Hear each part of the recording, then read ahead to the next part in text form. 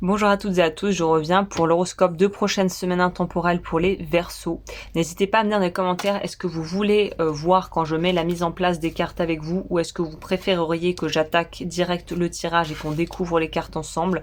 Merci à celles et ceux qui prendront le temps de me donner votre feedback, parce que du coup j'ajusterai en fonction de ce que vous préférez, si vous voulez voir les cartes être mises en place, si vous vous en fichez et que vous voulez juste voir le message une fois qu'il est voilà, que les cartes sont mises en place, n'hésitez pas à me dire. Alors, on va s'inspirer de mon petit tirage en croix, mais un peu à ma sauce, et on va commencer avec le tas central ici, qui nous parle de ce qui va être le centre, le cœur de votre mois et de surcroît de vos 2 prochaines semaines. C'est quoi un petit peu? Waouh. L'amour, semble-t-il. L'amour ou l'amour, ça peut être dans l'aspect sentimental ou familial. Hein. Waouh, oui, ok.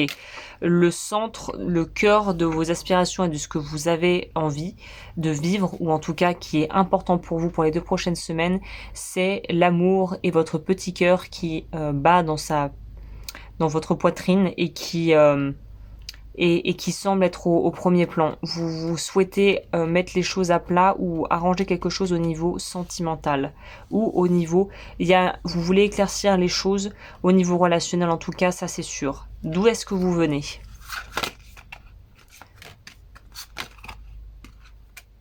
Oh, d'un truc où on n'arrivait justement pas à s'épanouir, voilà. Ça m'étonne pas que le pendu sorte ici. Vous venez d'un espace et d'une période où vous n'arriviez pas à... C'est comme la graine qui n'arrive pas à germer.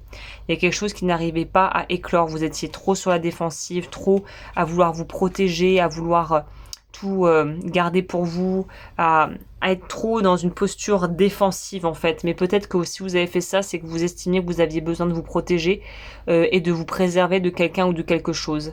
Mais avec le pendu, on voit clairement que ça bloquait. Il y a quelque chose qui était très bloqué, très comme une plante qui peut pas vraiment pousser et qui se retrouve ratatinée dans un pot trop petit, avec les racines qui étouffent. Le passé. Renaissance, aimer, le soleil qui revient encore. Ah, je vous dis des bêtises, ça c'était votre passé. Ça c'est votre présent. Donc dans le présent, on est sur une véritable libération, sur un amour sincère. Il y a quelque chose qui est en train de complètement se transformer au niveau de votre vie intérieure et sentimentale. On peut enfin y voir clair. Il y a littéralement, on le voit ici, un déblocage. La plante peut enfin être repotée et prendre son essor et grandir comme elle l'aurait dû depuis le départ. On pourrait nous parler d'une relation nouvelle qui pourrait débuter, d'un rapport à soi qui va changer aussi pour le meilleur. C'est très lumineux, c'est très chaleureux. En fait, c'est un peu ce qui aurait dû ou ce que vous auriez voulu vouloir vivre, mais que vous n'avez pas pu vivre avant. Il y a peut-être eu un décalage entre ce que vous vouliez vivre et ce qui se passait. Là, vous allez enfin pouvoir entrer dans une ère où il semble, sentimentalement parlant, vous allez vous sentir nourri par ce que vous vivez. C'est quoi le challenge? Ah, pousser sa chance.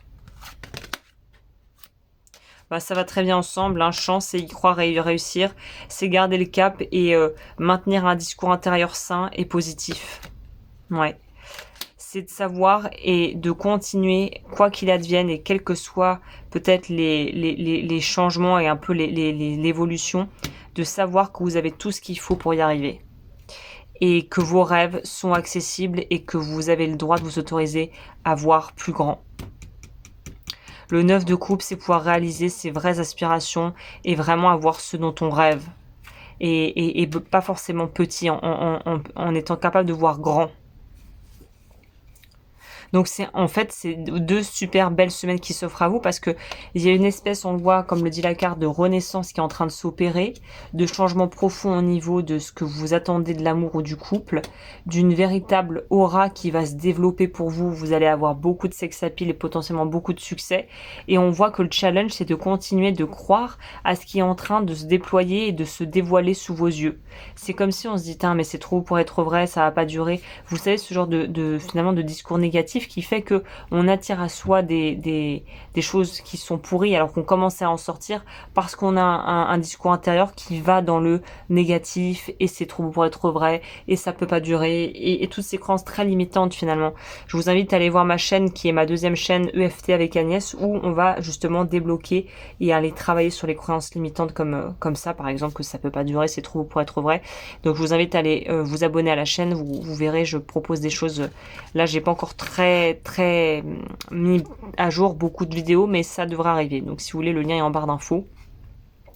On passe à vos influences extérieures, ça va nous donner une indication aussi. Invocation.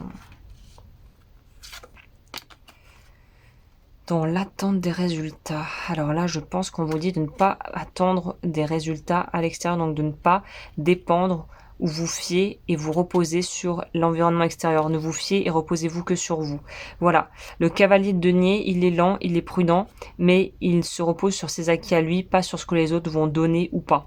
Donc là, il y a très clairement une notion de reconnaissance de votre propre valeur, de votre propre capacité à générer ce dont vous avez besoin et de pas être de toute façon pressé, mais de savoir que vous avez ce qu'il faut en vous pour vous mener à bon port.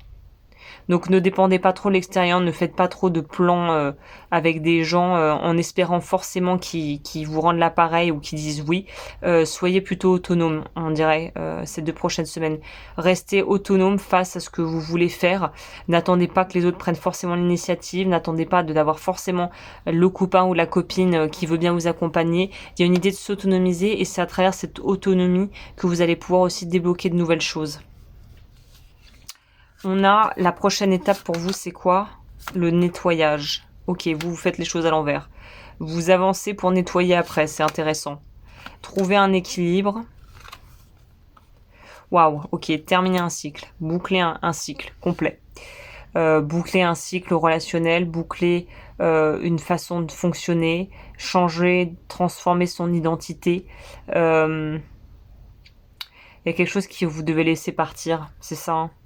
Il y a un truc qu'on laisse partir ici, un peu malgré soi, voilà. Nouveau départ, il faut partir sur d'autres bases et être prêt à complètement revoir un peu les plans de base, justement les plans initiaux, pour aller vers autre chose. Il y a besoin de vous libérer du poids, soit de contraintes, soit de choses que vous étiez engagées puis finalement ça le fait pas, soit d'avoir trop de gens qui comptent peut-être sur vous et de se dire non en fait arrêtez de compter sur moi, j'ai envie d'avoir la paix là, j'ai envie de prendre du temps pour moi, j'ai pas envie d'être dans la sauce et laissez-moi en fait faire mes petites affaires tranquilles. Vous avez une soif aussi d'indépendance et vous avez plus envie de vous prendre la tête avec les plannings et les projets de Pierre, Paul et Jacques, hein. Le conseil de l'oracle, le conseil des cartes. Se positionner en tant que leader plutôt qu'en tant que juste personne qui suit le mouvement ou qui voudrait demander conseil aux autres. Ok, on vous demande d'être émotionnellement, finalement faire preuve d'une maturité émotionnelle. C'est ça que je devrais vous dire. La reine de coupe, elle comprend que sa coupe, elle peut la remplir par elle-même et que surtout tant qu'elle ne la remplit pas bien, elle ne pourra pas donner aux autres. C'est toujours la même chose, c'est tant qu'on n'arrive pas à se donner à soi-même ce qu'on voudrait que les autres nous donnent ou ce que l'on donne aux autres, il y aura toujours un sentiment d'insatisfaction. Et ce sentiment d'insatisfaction va pouvoir enfin se dissiper une fois que vous aurez déjà commencé à vous donner ce dont vous avez besoin pour vous. Et pour être capable de vous donner ce dont vous avez besoin pour vous, vous avez besoin de reconnaître c'est quoi déjà vos besoins et vos aspirations et vos besoins de votre vie actuelle. Ok, on va prendre ça pour compléter. Au niveau des chakras, donc au niveau énergétique, qu'est-ce qu'il y a à travailler? Vous, c'est le chakra sacré qui va être à travailler, à activer ou à calmer. Donc j'ai évidemment un programme qui va arriver si c'est pas déjà le cas là en barre d'informations. Vous pouvez regarder soit pour tous les chakras si vous voulez les harmoniser ou juste prendre le chakra qui vous intéresse.